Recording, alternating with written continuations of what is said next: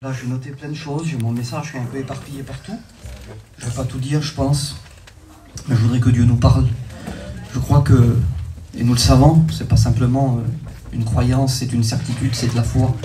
Dieu est amour, il nous aime. Et dans le message de Dieu, même si parfois le Seigneur peut-être met des choses en lumière, peut-être si parfois il nous aborde avec un message qu'on ne voudrait pas trop entendre, ça reste toujours un message d'amour. On lit un verset dans la parole de Dieu pour nous. Matthieu chapitre 13, verset 24. Il leur proposa une autre parabole et il dit : Le royaume des cieux est semblable à un homme qui a semé une bonne semence dans son champ. Mais pendant que les gens dormaient, son ennemi vint et sema de l'ivraie parmi le blé et s'en alla. Lorsque l'herbe eut poussé et donné du fruit, l'ivraie parut aussi. Les serviteurs du maître de la maison vinrent lui dire : Seigneur, n'as-tu pas semé une bonne semence dans ton champ? D'où vient donc qu'il y ait de l'ivraie? Il leur répondit : C'est un ennemi qui a fait cela. Et les serviteurs lui dirent : Veux-tu que nous allions l'arracher? Non, dit-il, de peur qu'en arrachant l'ivraie, vous nous déraciniez en même temps le blé. Alors laissez croître ensemble l'un et l'autre jusqu'à la moisson. Et à l'époque de la moisson, je dirai aux moissonneurs : Arrachez d'abord l'ivraie et liez-la en gerbe pour la brûler. Mais amassez le blé dans mon grenier. Verset 36. Alors il renvoya le peuple et entra dans la maison. Ses disciples s'approchèrent de lui et dirent : Explique-nous la parabole de l'ivraie et du champ. Il répondit : Celui qui sème la bonne semence, c'est le Fils de l'homme, c'est Jésus. Le champ, c'est le monde. La bonne semence, ce sont les fils du royaume. Et l'ivraie, ce sont les fils du malin. L'ennemi qui l'a semé, c'est le diable. La moisson, c'est la fin du monde. Les moissonneurs, ce sont les anges. Or, comme on arrache l'ivraie et qu'on la jette au feu, il en sera de même à la fin du monde. Le Fils de l'homme enverra ses anges qui arracheront de son royaume. Donc ici, l'ivraie, elle est dans le champ du maître. Elle est dans le royaume du maître. Je pourrais dire parmi le blé, parmi ses enfants. Je pourrais même dire, allez, je vais même le dire spirituellement parlant, et puis je pense que c'est aussi ce que le texte veut dire, elle peut être même parmi son église. Il dit : Le Fils de l'homme enverra ses anges qui arracheront de son royaume tous les scandales et ceux qui commettent l'iniquité, et ils les jetteront dans la fournaise ardente, où il y aura des pleurs et des grincements de dents. Alors les justes resplendiront comme le soleil dans le royaume de leur Père. Que celui qui a des oreilles pour entendre, entende. On dit Amen. Amen. Ici, la parole de Dieu, la Bible, nous représente, il semblerait, deux catégories qui peuvent nous représenter les types de personnes qu'on peut retrouver peut-être, non pas dans le monde ici, mais dans le champ du maître, dans le royaume, parmi ses enfants. Alors il y a le bon grain, les chrétiens, les vrais chrétiens. Ceux qui sont fidèles, ceux qui passent par des difficultés, ceux qui ont des moments de faiblesse, ceux qui parfois sont découragés, mais qui restent quand même debout. Même s'ils n'ont pas toujours le zèle, le feu qu'ils avaient, mais ils se renouvellent et malgré tout, ils restent fidèles. Ce sont des chrétiens et des chrétiennes, que Dieu soit béni. Mais il y a aussi l'ivraie, ceux qui ont l'apparence, ceux qui disent peut-être être chrétiens, mais qui ne sont pas réellement convertis. Et puis ici, lorsqu'on voit un petit peu l'image de la parabole, ils sont dans le même champ. Ça veut dire qu'ils ont reçu la même pluie. Ils ont profité des mêmes rayons du soleil. Ils ont profité des mêmes soins des serviteurs. Ils ont écouté les mêmes prédications. Ils écoutaient les mêmes messages. Mais il y a une catégorie de sauvés et une catégorie de perdus. Et lorsqu'on regarde ici, la Bible dit que quand l'herbe eut poussé et donné du fruit, l'ivraie parut aussi. Ici, dans la parabole, le blé et l'ivraie sont déjà poussés. Ils ont déjà pris racine, l'un et l'autre. Et si le blé a déjà poussé et que l'ivraie aussi, ça veut dire qu'il a fallu un certain temps avant que les serviteurs ne se rendent compte que l'ennemi était intervenu. Moi, je ne suis pas un professionnel dans l'agriculture, mais je sais très bien que entre semer une graine et attendre que ça pousse, il y a certainement des jours ou des mois qui séparent. Semer quelque chose, ça ne pousse pas du jour au lendemain. Ça veut dire qu'un ennemi était venu. Et puis, il a semé des choses. Il a semé une mauvaise graine, une mauvaise semence. Et les serviteurs se sont réveillés. Ils ne se sont pas aperçus de rien. Et ils ont continué d'œuvrer dans le champ. Ils ont continué d'arroser, de surveiller. Et les jours se sont passés. Et puis parfois c'est comme ça, mes frères et sœurs. On se rend compte de rien, mais il y a des choses qui entrent dans notre cœur. Et on se réveille comme si de rien n'était. Et on s'engage dans l'œuvre de Dieu. On fait, et on avance. On vient à la réunion, on écoute des prédications, on écoute et on reçoit les soins des serviteurs de Dieu à travers la parole et l'assistance du Seigneur. Et puis, mais il y a quelque chose qui a été semé. Et ça pousse. Et ça pousse. Il y en a qui sont partis en mission. On peut partir en tournée d'église. On peut s'engager dans l'œuvre tout l'hiver et travailler pour Dieu. Et il y a une graine qui est semée là. Et ça pousse et tout est fini. Et puis à un moment donné, tu vois que quand tu as fini ton labeur, ton activité, il y a quelque chose qui apparaît. Tu dis, Seigneur, comment que ça se fait? Pourtant j'ai fait ça, j'ai fait ça. Oui, mais il y a eu un moment où il y a un manque de vigilance. Et il y a quelque chose qui est rentré. Vous comprenez ça? Mais même si ça met du temps, Dieu fait toujours triompher la vérité. Il met toujours en lumière. Et Dieu révèle à ses serviteurs. Dieu, par son esprit, révèle à ses enfants. Il met en lumière que son nom soit béni. Même si ça met du temps, les choses finissent par se voir. Parce que Dieu fait toujours triompher la vérité. On peut dire Amen? Amen. Gloire à Jésus-Christ. Et les serviteurs lui dirent, veux-tu que nous allions l'arracher? Non, dit-il, de peur qu'en arrachant l'ivraie, vous ne déraciniez en même temps le blé. Alors laissez croître l'un et l'autre jusqu'à la moisson. Le mot, j'ai regardé hier, c'est croître ensemble, ça veut dire se développer, grandir. Alors pourquoi le blé pourrait être blessé en arrachant l'ivraie? Comment que ça se fait que le blé pourrait être touché, David? Comment que ça se fait? Ben si on regarde la parabole, ils ont grandi ensemble. Ils ont pu grandir dans l'église ensemble. Lorsqu'ils ont été semés, ils ont pris racine l'un et l'autre.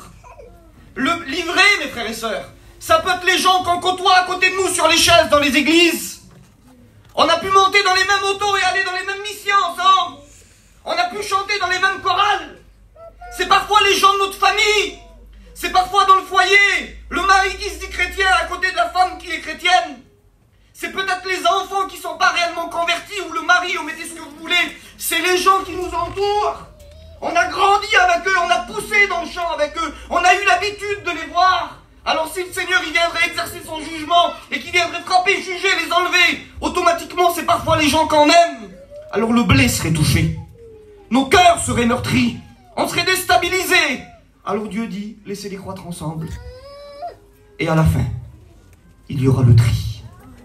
Vous comprenez ça? Parce que le blé s'est habitué à livrer. Ils ont grandi ensemble. Vous comprenez ça? Livrer, c'est pas un message.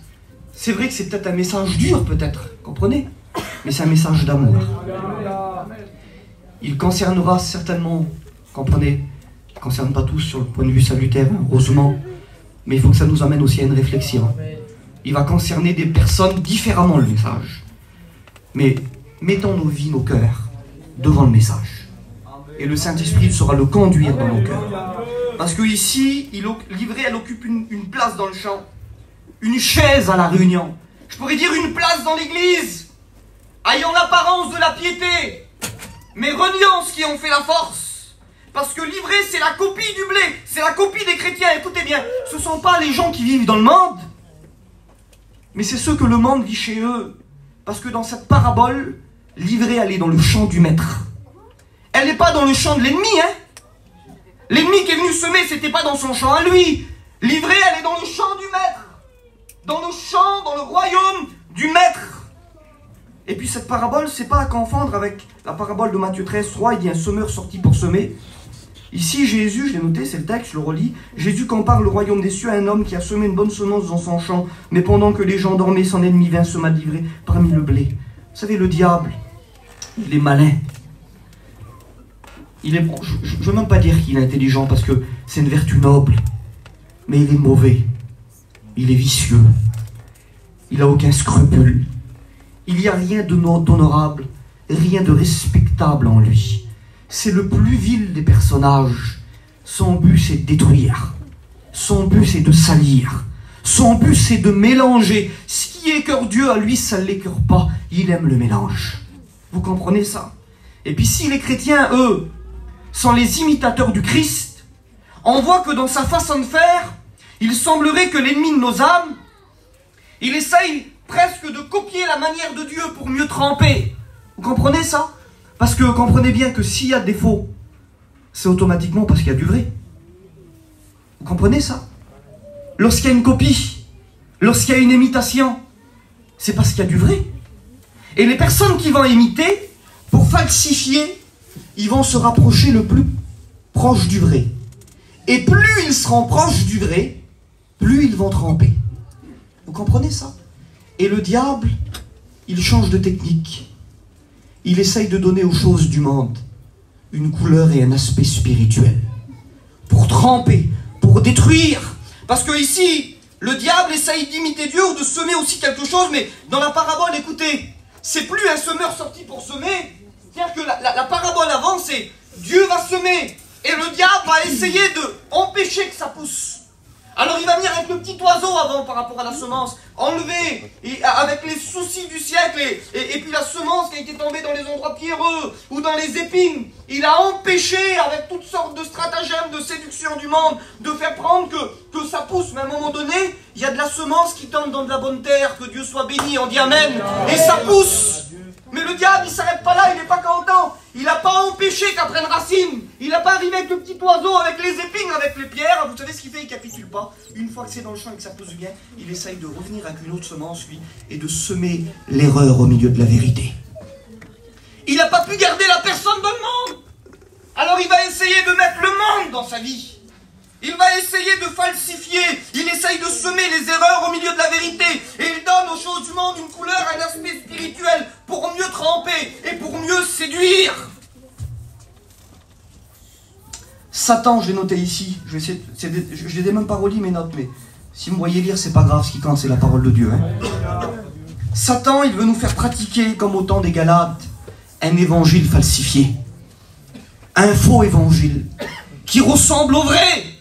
Ça lui dérange pas quand on chante, quand on vient, qu'on fait toutes sortes de choses. Ça lui dérangerait même pas que je prêche. Aujourd'hui, il y a des femmes qui prêchent mieux que les hommes dans le monde. Ça ne le dérange pas, lui. Ce qu'il veut, c'est falsifier la vie de Dieu. Vous comprenez ça? Est-ce que vous êtes d'accord avec ce que je dis? Ça serait bien de dire Amen aussi de temps en temps, comme ça je vois que vous me suivez. Galates 6.1, il n'y a pas de... Il parle d'un faux évangile, bien qu'il y ait un seul évangile. Et puis pour tremper, il ne va pas faire parler les gens du dehors, il va prendre des gens du milieu, vous comprenez? Vous savez, je vais dire ça, j'ai noté par là. Allez, par là. Écoutez bien, lorsqu'on voit dans l'église de Thyatire, à un moment donné, le Seigneur va parler à l'église de Thyatire, dans le livre de l'Apocalypse, et il va reprocher, il va dire, ce que j'ai contre toi, c'est que tu laisses la femme Jézabel, elle se dit prophétesse, et elle enseigne. Et puis lorsqu'on regarde Jézabel dans l'Ancien Testament, c'est pas du tout une prophétesse. Elle n'est pas spirituelle, elle n'a pas un foulard, Jézabel. Mais là, elle est dans l'église, Jézabel. Et elle se dit prophétesse et elle enseigne. Elle veut prêcher, elle veut annoncer, mais il semblerait qu'elle a un foulard. Mais c'est plus le même type que Jézabel de l'Ancien Testament. Parce que la Jézabel de l'Ancien Testament, au temps du prophète Élie et du roi Akab, elle est abominable. Elle adore les Baals, les Astartés, des statues, des idoles païennes, c'est le paganisme total, et puis elle adore, et puis elle a une influence sur son mari, le roi d'Israël, et même le peuple de Dieu, le peuple d'Israël, va se détourner, et puis à un moment donné, ils adoraient plus Dieu pour une partie, mais ils adoraient les prophètes, les idoles de Baal, les idoles d'Astarté. Mais la Jézabel ici du Nouveau Testament, c'est un autre type d'attaque. Elle a plus d'amulettes sur elle. Elle a plus d'idoles. Elle a plus de Baal et d'Astarté. Elle a un foulard. C'est curieux quand même, hein? Elle a un aspect spirituel. C'est plus l'ennemi qui essaye d'attirer les gens dans le monde vers les idoles. essaye de mettre le monde dans le peuple de Dieu. De mettre des mauvais principes, de falsifier. Et lorsqu'elle paraît, la première Jézabel, elle paraît à l'époque de Élie. Et Élie, lui, c'est un homme qui marche à contre-courant d'une société corrompue. C'est un homme qui se dresse devant le péché. C'est un homme que même si les autres font le mal, lui veut faire le bien. C'est un homme qui dénonce les choses. C'est un homme qui n'a pas peur de se mouiller. Vous comprenez ça? C'est un homme qui veut la vérité. C'est un homme qui se dresse devant les faux prophètes, qui se dresse devant l'ennemi, même au péril de sa vie. C'est un homme de Dieu. Et puis il marche, lui, à contre-courant de tout ça, contre ceux qui adorent les Baals et les Astartés. Et puis la Bible, elle nous présente ici deux types de Jézabel, et dans le Nouveau Testament, il y a un autre type d'Élie, c'est Jean le Baptiste. Elle annonce un autre Élie qui va venir. Et ici, on voit encore la ruse du diable par rapport à son action. Parce que Jean le Baptiste, c'est Jésus qui va le dire, c'est lui, Élie, qui devait venir. Il y avait un autre Élie qui allait être annoncé, c'est un autre type. Et nous voyons encore que le diable, il a changé de technique. Vous savez pourquoi? Parce que quand Jean-Baptiste y vient, il se dresse encore, lui, devant le Sanhédrin. C'était un monde politico-religieux. Et puis aujourd'hui, faisons attention, hein, l'évangile, c'est pas de la politique. Ça se gère pas comme un homme, il gère, c'est pas un actionnaire qui gère bien ses affaires. C'est pas mécanique. C'est pas l'homme d'affaires qui gère une société, hein, pas du tout. C'est Dieu qui gère son œuvre. C'est par l'esprit.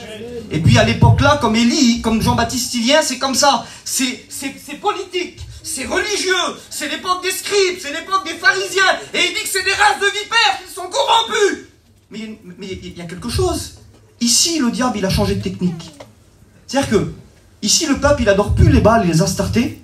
Ici, les scribes et les pharisiens, ils prêchent la parole de Dieu. Curieuse, hein? De toute façon, hein? Quelle subtilité. On retrouve plus d'idoles, là. Ils se disent peuple de Dieu. Faisons attention. Parce que l'Église qui nous représente, cette Jézabel, et puis toutes ces choses-là, il parle des églises des derniers temps. Aujourd'hui, on le voit partout dans le monde. Faisons attention que ça ne rentre pas chez nous. Le monde, il n'a aucune place ici. Les choses du monde, ils n'ont pas de place ici. Les mentalités qui viennent endoctriner les gens, ils n'ont pas de place ici. On doit vivre un évangile pur. Le diable veut faire de nous de livrés en nous faisant pratiquer un faux évangile. Alors, j'essaye pas de faire un beau message, ça sera peut-être décousu, mais je veux apporter quelque chose d'utile, mes frères et sœurs. Hein? On continue encore un petit peu, vous voulez? Parce qu'on vit une époque qui est compliquée. Une époque qui est compliquée. Alors, j'ai noté ici. Alors, donc il veut faire parler les gens du dedans, l'ennemi de nos âmes. Alors j'ai noté comment un peu nous faire vivre un faux évangile. C'est Acte 20, 27, à Milet, Paul l'Ancien parle aux anciens de l'Église, à Éphèse. Il dit, je sais qu'il s'introduira parmi vous après mon départ des loups cruels, qui n'épargneront pas le troupeau, et qui s'élèvera du milieu de vous des hommes. Il dit pas de l'extérieur, hein. Il dit, s'élèvera du milieu de vous des hommes, qui enseigneront des choses pernicieuses, pour entraîner les disciples après eux. Pas après Dieu, mais après eux. Et lorsqu'un homme est avide d'orgueil, avide de pouvoir, il peut employer n'importe quel moyen. Et on le voit aujourd'hui. Mais nous voulons la parole de Dieu dans toute sa pureté. C'est à nous de faire barrage. À nous de dire stop. On veut la parole de Dieu dans sa véracité, dans sa pureté, telle qu'elle est. Pas falsifiée, pas modifiée, pas altérée, mais entière. Pas notre façon, pas un évangile comme nous on veut, pas des dons manifestés, pratiqués comme nous on veut, mais qui correspondent à la parole. Et puis aujourd'hui, on n'a pas peur de dire les choses. Jésus revient chercher une église vraie, qui vive le vrai évangile, et pas qui est attachée au monde, et qui vit pour le monde. Vous comprenez ça? Parce que si les véritables chrétiens, si la véritable église veut évangéliser le monde, les faux chrétiens, ceux qui nous trompent, et le diable, il veut mondaniser l'église. Et c'est à nous de faire barrage. Que son nom soit béni, et que son nom soit glorifié. Amen. Amen. Vous savez, il faut faire attention. Comment nous faire vivre un faux évangile? En pratiquant des choses qui ne sont pas bibliques. Il y a du désordre, il y a du dérèglement. Vous savez, J'avais pris des notes, je les ai perdues. Mais même si c'est décousu, et si vous voulez les références, je vous les donnerai. De toute façon, il y a des anciens parmi nous. Je continue encore un petit peu. Il essaye de semer des erreurs. Il y a une chose qui fait beaucoup de mal. Moi, je l'ai vu, ça va ruiner des familles. On en a parlé il y a quelques jours. Ça va ruiner un petit foyer. Ça les a détruits. Vous savez, c'est quoi? C'est des dents manifestées qui ne sont pas bibliques. Des révélations, là. Vous savez que c'est livré, ça, hein? Dans la Bible, il y a le frère Ladin qui était là. On a reçu des cours à l'école biblique qui nous enseignaient, comme nos anciens, comme tout le monde. On a appris des choses, hein? Comprenez? Nos anciens nous enseignent la vérité, puis nous aussi, on lit la Bible. Dans la Bible, il y a 9 dents. Et lorsqu'on lit les 9 dents, ils sont composés en 3 sections. Il y a les dents vocaux, ça c'est pour toute l'Église. Dons de prophétie, interprétation des langues, diversité des langues. Et ensuite, le reste des dents, lorsqu'on lit la parole de Dieu, c'est réservé aux serviteurs de Dieu. Il y a les paroles des dents de révélation, c'est-à-dire paroles de connaissance, paroles de sagesse, dons de discernement des esprits. Mais aujourd'hui, et puis ça date pas d'aujourd'hui, et puis excusez-moi, mais je ne veux pas m'excuser, il y a des femmes qui viennent, ou il y a des hommes, c'est pas des serviteurs de Dieu, ils viennent ici, là, et on le voit partout, ça. Ils disent, le Seigneur m'a montré. Lisez la Bible de long en large, de la Genèse jusqu'à l'Apocalypse. Vous ne verrez pas une seule femme, vous ne verrez pas un homme en dehors du ministère qui pratique ce don-là. De dire, le Seigneur, il me montre mon frère qui t'a appelé. Il me montre qui t'a choisi. Vous n'êtes pas d'accord peut-être? Il y en a qui vont dire, je l'ai vécu moi aussi. Est-ce que ton expérience, elle est plus forte que la Bible? C'est qui a raison? C'est ton expérience ou la Bible? Parce que lorsqu'on le dit aujourd'hui, ils disent, oui mais je l'ai vécu moi ça. Oui mais t'as vu comme c'est précis. Il m'a appelé, je ne savais rien. Faisons attention, on a un ennemi rusé. Il a des émissaires partout. On voit à l'époque de Moïse, il y avait Jeannès et Jambres, des magiciens, des enchanteurs. Moïse, il vient, il jette un bâton par terre. Ça devient un serpent. Dieu crée à partir de rien. Eux, ils viennent, ils jettent un bâton par terre, ça devient un serpent. On pourrait croire qu'ils font pareil que Dieu, alors ce que la Bible dit dans le livre des Actes, c'était par enchantement. La Bible dit ça, hein? Le terme bara, la création est attribué que à Dieu. Il n'y a que Dieu qui peut créer à partir de rien. Et il semblerait que là, l'ennemi fait pareil. Dans la Bible dit que c'était par enchantement. Pour ceux qui étaient là, ils auraient dit, mais on l'a vu aussi, nous. On était là, on était témoins, ils ont fait, ça s'est passé pareil, identique. Par enchantement. Vous comprenez ça? Vous prenez un magicien et fait sortir un lapin de son chapeau. C'était ça. Vous comprenez ça? Faisons attention à ça. Il ne faut plus de ça parmi nous. Il ne faut plus de ça parmi nous. L'avenir, c'est réservé aux serviteurs de Dieu lorsqu'elle est dévoilée. Après, Dieu nous parle personnellement. Et puis le Seigneur, il peut mettre à cœur un mot de Dieu, dans le sens de dire qu'on est des chrétiens et des chrétiennes, inspirés par le Saint-Esprit. Et j'en suis sûr qu'il y a plein de sœurs qui n'ont pas eu besoin de faire. Le Seigneur me montre, le Seigneur me révèle. Mais le Seigneur a mis dans leur cœur d'encourager la petite sœur. Ils lui ont dit un petit mot, puis elle a été bénie. Ça marche, merci Seigneur, on est des enfants de Dieu. Il y a des frères qui ont eu à cœur d'encourager des serviteurs de Dieu. Nous, il y a des chrétiens qui nous parlent. Ils n'ont pas besoin de dire, le Seigneur m'a montré, le Seigneur me dit. Pas du tout, ils viennent, ils disent, t'as vu, j'ai fait cette expérience-là, c'est important, tu m'as encore. Là, on est fortifié, on est béni. C'est ça l'ivraie qui rentre. C'est pratiquer un faux évangile. Dernièrement, on a fait lever quelqu'un qui n'était pas du tout apte à servir Dieu. Et quelqu'un est venu, une visionnaire, elle l'a fait lever. Voilà, aujourd'hui il en divorce. Parce que sa femme ne correspond pas. C'était pas mon message. Ce que je vous dis, je ne l'ai même pas écrit là. Je ne les trouve plus mes notes. Dernièrement, il y a une femme qui a dit ça. Elle a été trouver une femme, elle a dit, le Seigneur me montre que ton mari l'a appelé. Pas dur, hein? Vous savez ce qu'elle a dit, elle, la femme? C'est un copain qui nous disait ça, pasteur d'église, Bruno. Elle a dit, ben même s'il ne se lève pas, lui, je me lève moi. Mais ça, c'est pas des gens du dehors, c'est des gens de chez nous, de notre peuple. C'est rigolo, hein? Mais vous croyez qu'il y a une seule personne comme ça? On doit vivre le vrai évangile. La parole de Dieu. Lorsque Dieu veut faire savoir quelque chose, croyez-moi qu'il sait se faire écouter. Ne nous tracassons pas pour ça. Et si vous n'êtes pas d'accord, venez vers les anciens, venez vers nous. On va vous donner beaucoup de textes de la Bible. Vous êtes d'accord avec ça? Amen. Que Dieu soit béni. Alors que c'est que je n'étais. Gloire à Dieu. Donc le diable vient, il essaye de semer l'ivraie. L'ivraie, c'est la zizanie. Voilà aussi ce qu'il essaye de faire, comment livrer peut apparaître. Parce que le mot zizanie a été tiré de livrer, parce qu'en grec c'est zizanion. Ça veut dire, le mot zizanie, vous savez c'est quoi? Semer la zizanie, ça vient du mot ivrer. Ça veut dire ça.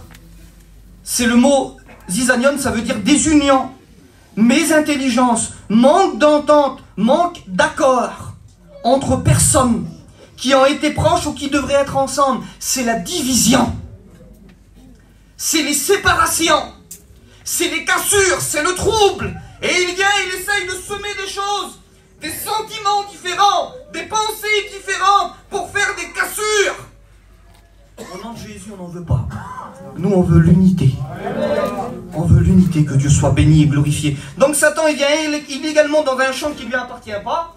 Il vient de nuit parce qu'il n'a pas le courage d'affronter directement le maître. Il vient pendant que les serviteurs manquent de vigilance. Et là, il sème une semence qui ressemble de près au vrai. Mais c'est faux. Ça ressemble. C'est une copie. Il essaye de faire entrer le monde, les scandales dans l'église. Vous savez pourquoi?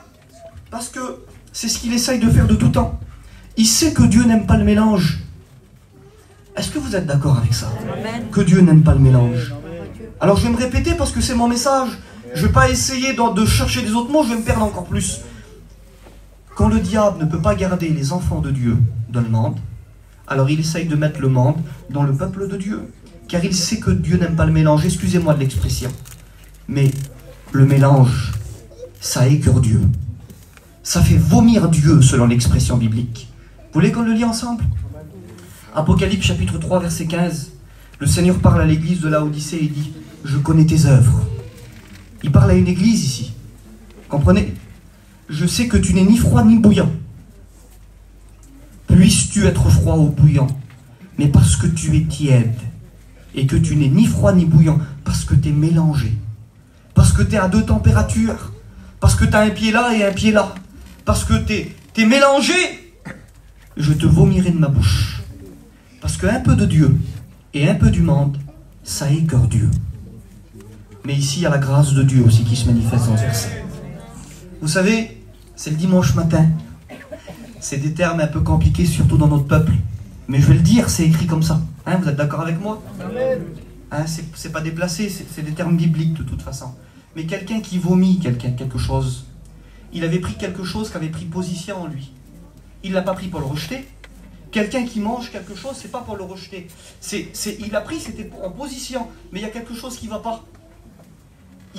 Quelqu'un qui vomit, il ne peut pas garder. Excusez-moi de l'expression, c'est compliqué ce que je dis. Mais il faut qu'on comprenne un peu ce que Dieu veut dire. Vous comprenez ça? Et il est en train de dire, t'es en moi, t'as pris position, t'es là. Mais il y a quelque chose qui se passe. C'est impur ce que tu fais, c'est sale. Je suis saint, moi. Je suis pur. Je peux rien garder de souillé, tu comprends? Mais dans sa grâce, le Seigneur, il dit pas, je te vomis. Il dit, je te vomirai. Il parle à l'avenir parce qu'il lui donne du temps pour se repentir. Et ça, c'est la grâce de Dieu. Il dit pas simplement, je te laisse tomber, tu n'es bon à rien, t'es bonne à rien. Non. Il dit, je vais te donner du temps. Je vais tout mettre en œuvre parce que je veux te garder, moi. Je veux te garder en moi, je veux pas te rejeter, je t'aime. Je veux que tu gardes position en moi, je veux t'amener dans le ciel. Amen.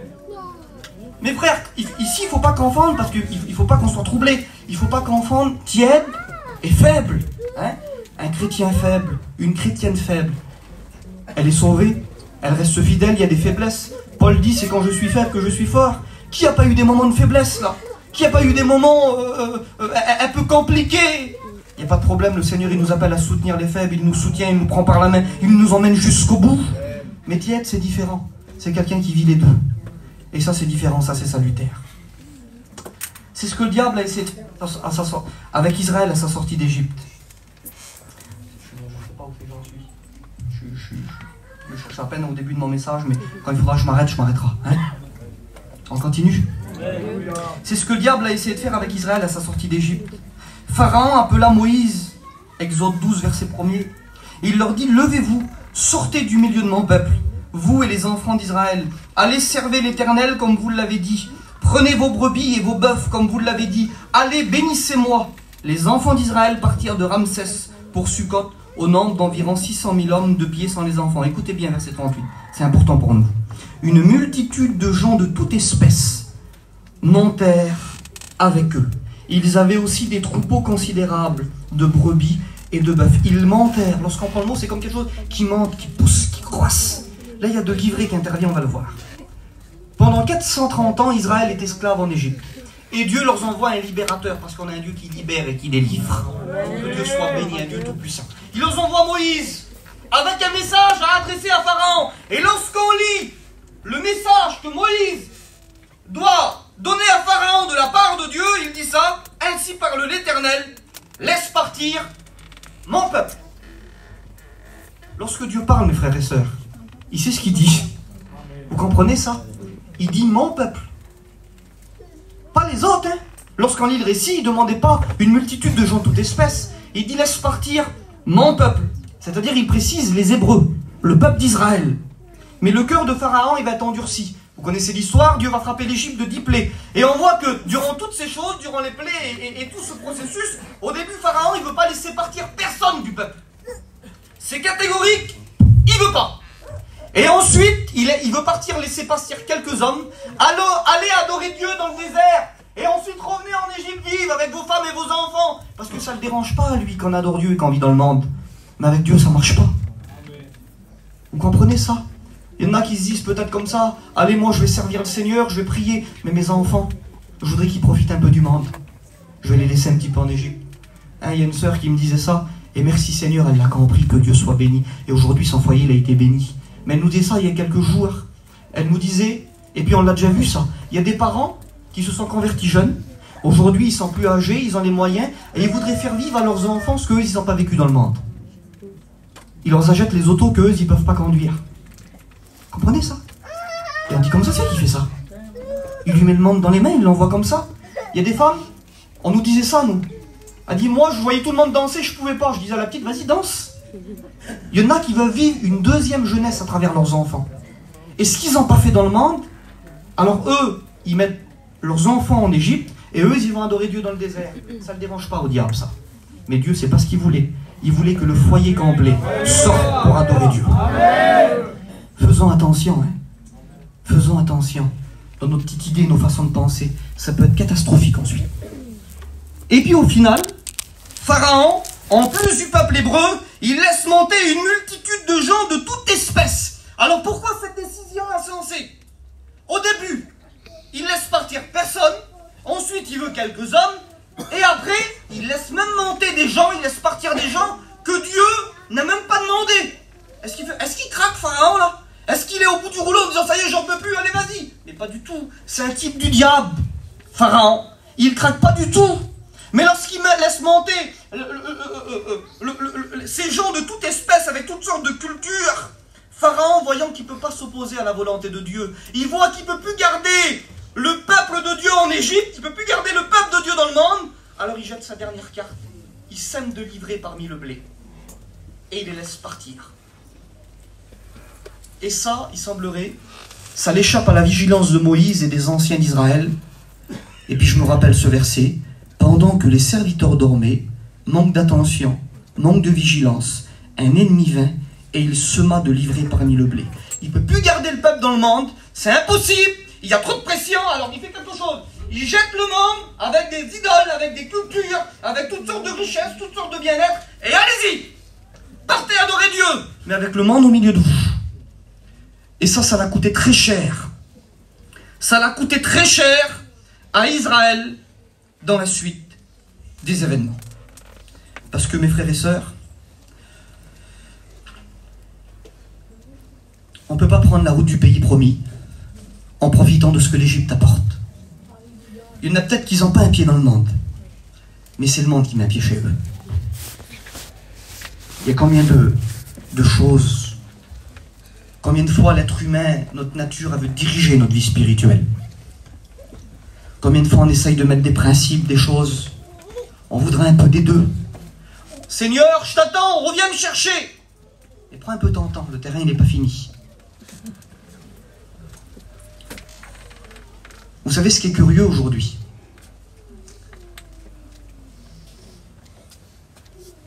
Je voudrais essayer de changer mon message, mais j'arrive pas. Je veux pas être trop dur ce matin.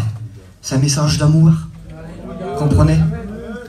Il y en a, lorsqu'on leur pose la question: est-ce que tu voudrais que Jésus revienne? C'est bizarre, c'est encore incompréhensible. Il y a des chrétiens qui voudraient que Jésus attende. Alors il y a des sentiments, comprenez bien, mon mari n'est pas encore sauvé, tout ce que vous voulez. Ça, comprenez, on va dire humainement parlant, pas bibliquement parlant, mais humainement parlant, allez, je ne veux pas faire d'erreur, les anciens, voilà, je vais être cadré dans ce que je vais dire.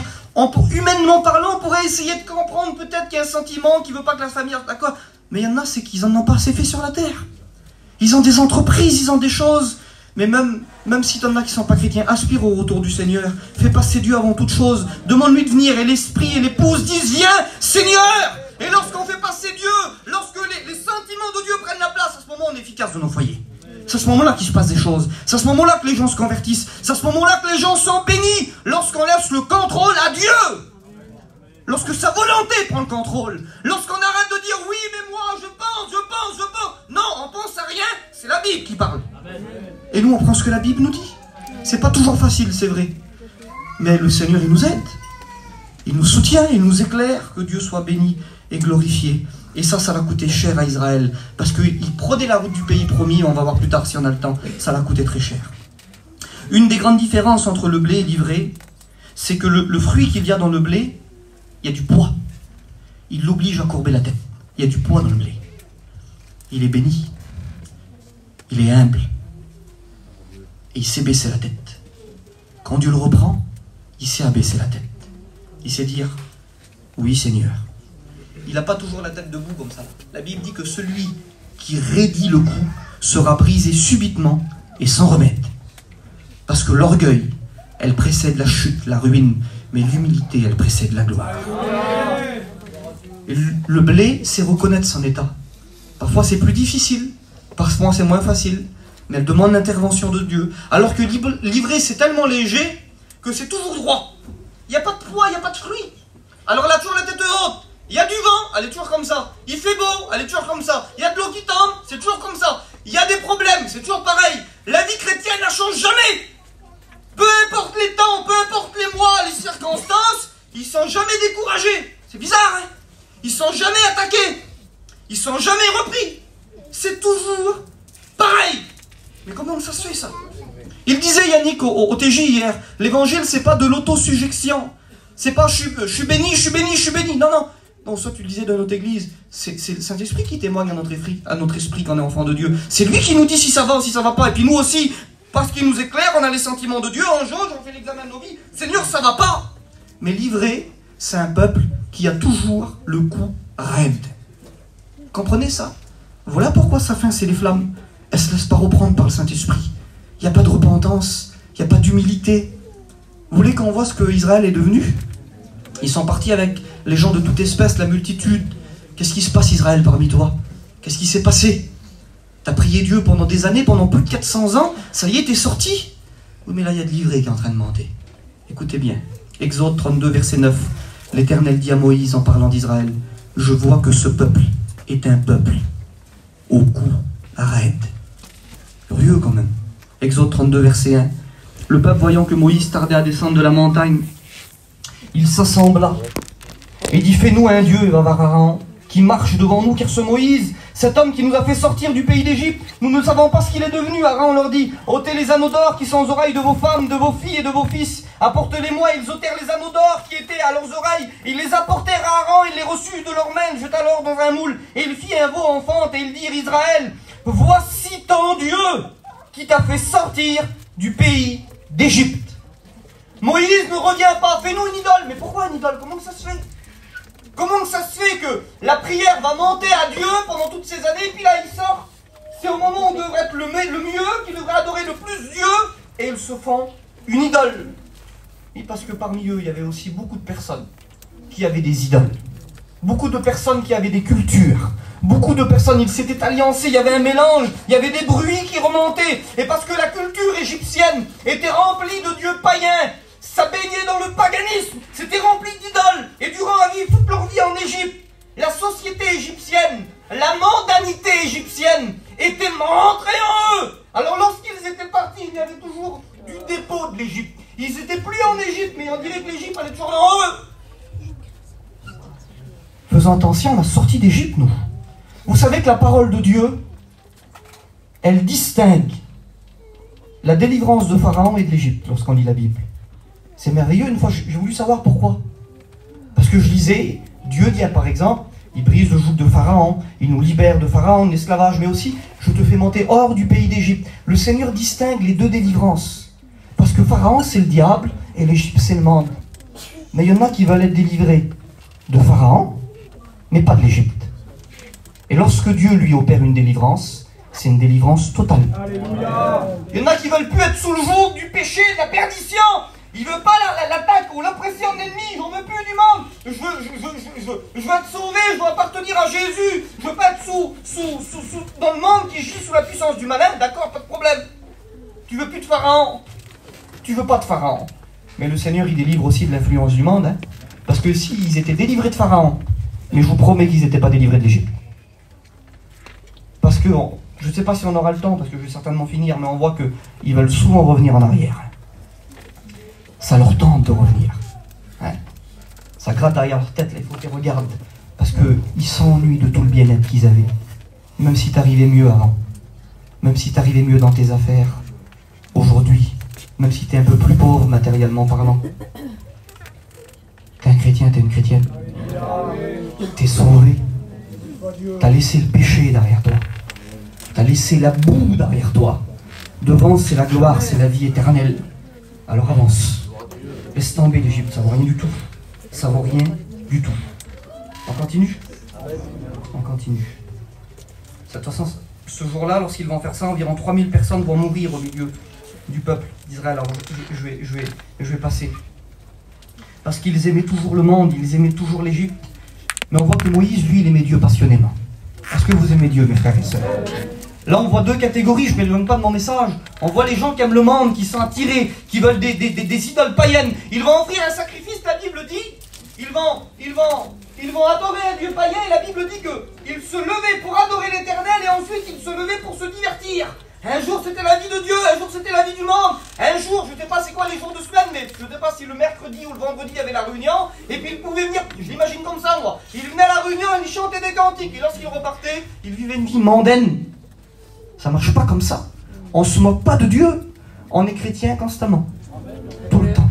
Par sa grâce à lui, que Dieu soit béni. Que Dieu soit glorifié, que Dieu soit béni. Et Moïse, lui, c'est pas le monde qu'il aimait, c'était Dieu. Il était pour Dieu. Il avait un cœur pour Dieu. Écoutez bien. Et Dieu a besoin de personnes comme ça, mes frères et sœurs. Dieu a besoin de personnes. Il désire des personnes comme ça. Pas simplement qui recherchent un intérêt, mais qui sont pour l'intérêt de Dieu. Vous comprenez ça? Vous savez, mon père, moi je prends un exemple comme ça, il n'est pas là. Mon père, je l'aime, c'est mon père. Comme j'étais un petit peu plus petit, j'étais pour l'intérêt. Je lui demandais que des sous. Mais aujourd'hui, mon père, moi, justement, je veux pas être pour l'intérêt. Je l'aime. Je veux même lui faciliter la vie. Vous comprenez ce que je veux dire? Parce que je l'aime et un enfant, à un moment donné, il faut qu'il ait de la maturité. C'est pas toujours, il est inconscient au début, mais après, vous avez vu, bien souvent, c'est comme ça. C'est que les parents, ils prennent soin des enfants, et puis lorsqu'on vieillit, ben, on l'a vu avec des personnes plus âgées, ben, c'est les enfants qui prennent soin des parents. Vous comprenez? On va pas prendre soin de Dieu, il sait se défendre tout seul, vous comprenez? Mais Dieu aime ceux qui aiment son intérêt. Il aime ceux qui sont pour lui, qui l'aiment passionnément, qui sont dans son parti, qui prennent son parti. Vous comprenez ça? Écoutez bien, Exode 12, 9. L'Éternel dit à Moïse, je vois que ce peuple est un peuple au cou raide. Maintenant laisse-moi. Ma colère va s'enflammer contre eux. Je les consumerai, mais je ferai de toi une grande nation, Moïse. Moïse implora l'Éternel sans Dieu et dit, pourquoi, ô Éternel, ta colère s'enflammerait-elle contre ton peuple que tu as fait sortir du pays d'Égypte par une grande puissance et par une main forte? Et pourquoi les Égyptiens, diraient-ils, c'est pour leur malheur qui les a fait sortir? C'est pour les tuer dans les montagnes et pour les exterminer de la terre. Revienne l'ardeur de ta colère. Repens-toi du mal que tu veux faire à ton peuple. Et l'Éternel se repentit du mal qu'il avait déclaré vouloir faire à son peuple. Comme Dieu dit, Moïse, écoute, ce peuple, ils sont dans l'orgueil. Ils vivent comme ils veulent. Ils ont un coup raide, ils ne se laissent pas reprendre. Moïse, je vais les détruire, je vais les consumer. Mais toi, Moïse, je vais te donner le pays promis, l'héritage, la bénédiction. Ça sera pour toi, pour tes enfants. Le premier réflexe qu'il a, il n'est pas tenté de lui, il dit, Seigneur, n'en fais pas ça.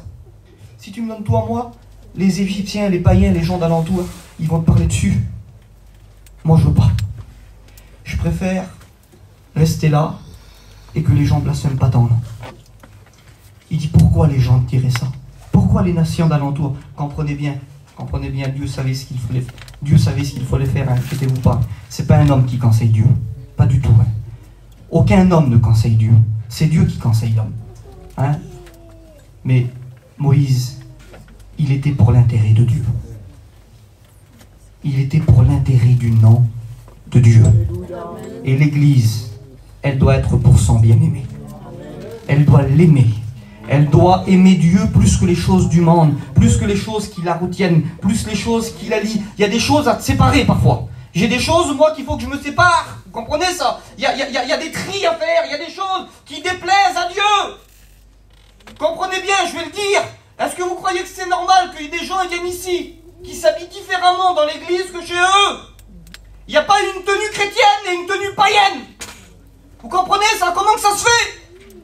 Pourquoi que vous venez pas, certains?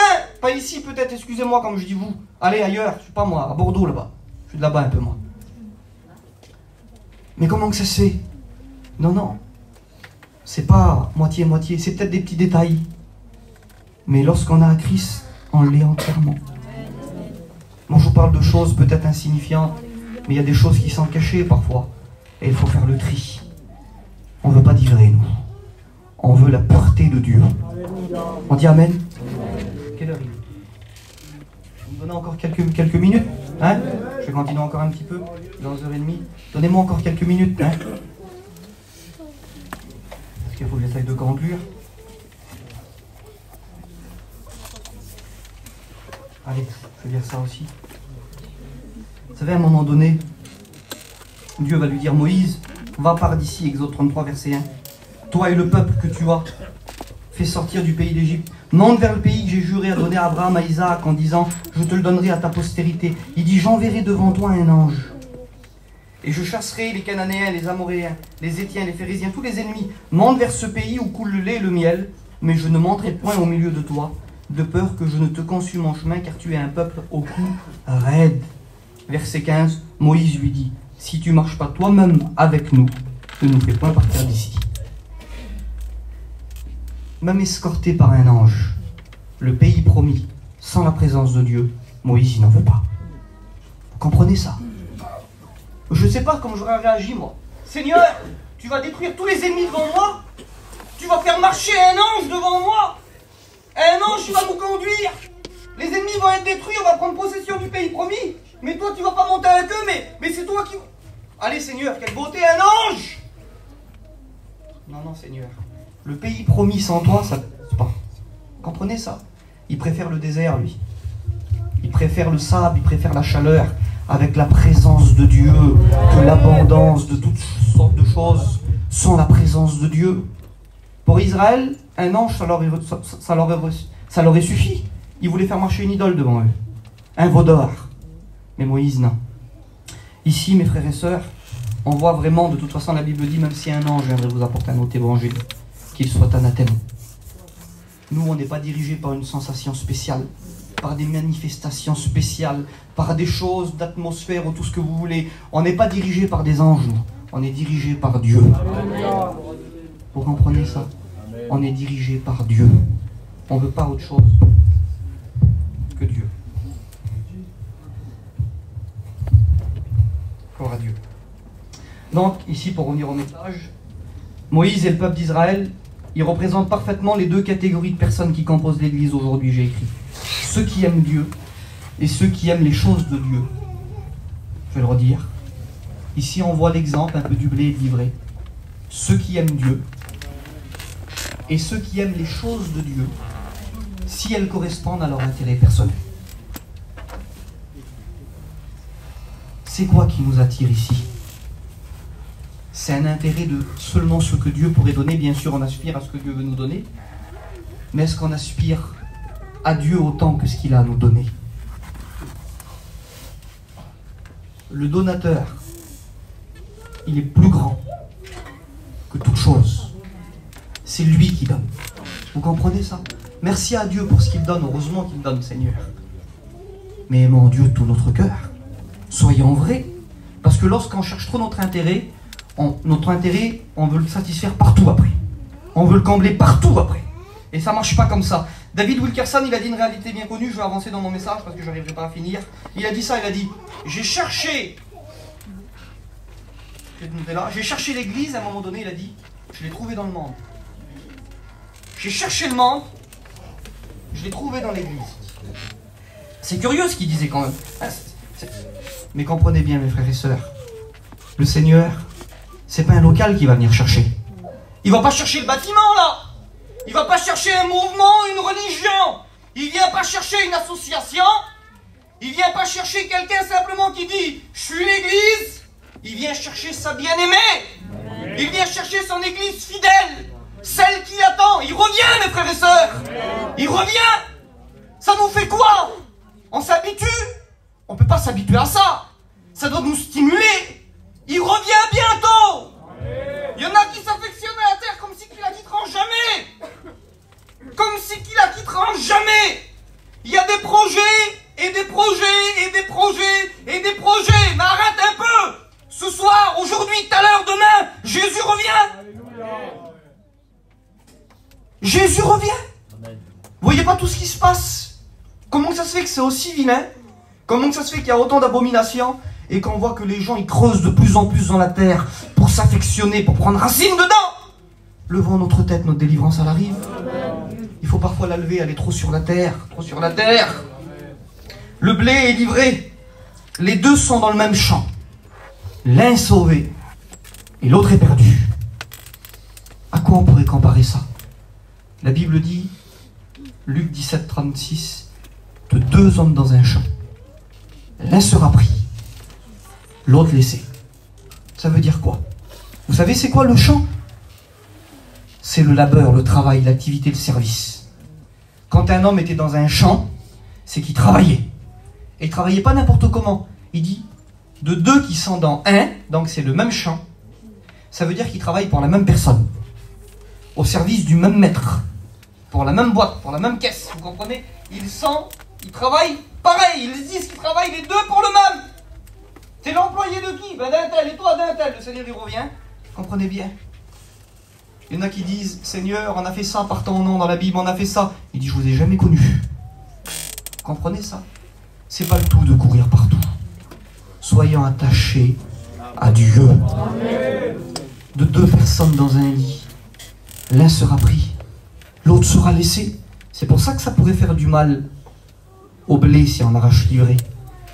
Mais la personne qui est dans le lit, dans le foyer, la personne qui est dans le champ, faisons tout pour qu'elle parte avec nous. Faisons tout pour qu'elle parte avec nous. Amen. Écoutez, j'avais plein de choses à dire, mais je vais conclure. Je suis obligé de conclure. L'ivraie, elle a une apparence de blé, mais il n'y a pas la vie. Je voudrais dire quelque chose. Il y en a peut-être qui sont venus ici avec une apparence vivante, mais parfois là-dedans, il n'y a plus de vie. C'est mort. Et on continue et on se fatigue. Il y en a parfois qui font plus d'efforts pour paraître que pour être. Tellement préoccupés par ce que les gens vont dire. Tellement convertis, je ne sais pas comment je vais me faire comprendre, mais tellement convertis à un mode de vie. J'ai toujours été chrétien, j'ai toujours été chrétienne. Je ne veux pas vivre autre chose. C'est plus Dieu, c'est le mode de vie. Alors je suis un mode de vie, mais je ne suis pas celui qui me fait vivre la vie. Alors on n'a plus de vie, puis on suit, on ne sait pas quoi. On ne sait pas où on est. Le Seigneur veut donner la vie. Le Seigneur veut relever. Le Seigneur veut ôter pour mettre autre chose à la place. Parce qu'on a un Dieu d'amour. On a un Dieu d'amour. Que Dieu soit béni et que Dieu soit glorifié. Alors je vais terminer. Je vais terminer avec ça. Je vais terminer avec le dernier exemple. Je le retrouve. Que son Saint-Nom soit glorifié et béni. Donc Israël était sorti d'Égypte. Mais on voit que leur passé, leur souvenir, y était resté. À un tel point qu'à un moment donné, ils veulent faire demi-tour et ils veulent repartir en arrière. Pourtant, ils avaient avancé, mais à un moment donné, ça ne va plus. Il faut qu'ils repartent. Pourtant, ils avaient pris le chemin. Et à cause du monde, ils repartent en arrière. Ça me fait penser un peu aux 5 sages et aux 5 folles. la parabole de Matthieu chapitre 25. À quoi on pourrait encore comparer le blé et l'ivraie? À deux catégories de personnes qui prennent la même route. 5 sages et 5 folles. 5 insensés, la Bible dit. Ils partent à la rencontre de l'époux. La Bible dit quand l'époux tardait, ils s'assoupirent tous. Et au milieu de la nuit, il y a un cri, un signal. Voici l'époux. Allez à sa rencontre. Ils se réveillent, il n'y a plus d'huile. Du coup, vous savez ce qu'ils font? Ils repartent en arrière. Et lorsqu'ils veulent revenir, c'est trop tard. Mais comprenez bien, Stampy, si on est là, et qu'on voit le groupe le cortège des 10 jeunes filles passer là, et qu'on leur pose la question, vous allez où, mes sœurs? Vous comprenez ça, hein? Bon, on va à la rencontre du bien-aimé. Ils étaient habillés, ils étaient préparés. Vous comprenez qu'ils avaient pris le chemin, et puis si on leur posait la question, vous allez où? Vous voulez voir qui? Eh bien, on va à la rencontre de l'époux. On va à la rencontre du bien-aimé, c'était leur désir, ils avaient un vêtement. Mais le problème, c'est qu'ils n'avaient plus d'huile à l'intérieur, il n'y avait plus de vie. Et puis à un moment donné, ils l'ont eu. La Bible dit qu'ils vont dire, nos lampes s'éteignent. Ça diminue, il n'y en a plus assez, ça veut dire qu'à un moment donné, ils l'ont eu. Mais au moment jusqu'au bout, à la dernière ligne droite, ils n'avaient plus. Vous comprenez ça? Ils n'ont eu un temps, mais ils n'avaient plus. En prie le Seigneur. Pourtant, ils avaient pris la route. Ils étaient habillés, ils étaient préparés, ils allaient, ils avaient quitté leurs lieux respectifs, ils avaient fait des petits efforts, ils avaient marché. Ils suivaient. Mais il y avait plus ce qu'il faut pour aller jusqu'au bout. Et avec les vêtements et avec le maquillage. Mais il n'y avait plus de lui. Je dis pas ça pour faire beau. Mais le Seigneur, véritablement, il veut te remplir. Amen. Pas simplement d'un sentiment, de parler en langue, pas ça. Hein. De te remplir de sa vie. De sa vie. De ses sentiments. Pas juste pour te faire pleurer sur une chaise, mais surtout pour te faire vivre dehors. La Bible dit ça. Et à la fin, il y aura le tri. Le blé sera amassé par les serviteurs, les anges, en haut dans le grenier, dans le ciel, et l'ivraie sera jetée au feu. On prie le Seigneur ensemble. Seigneur, nous bénissons.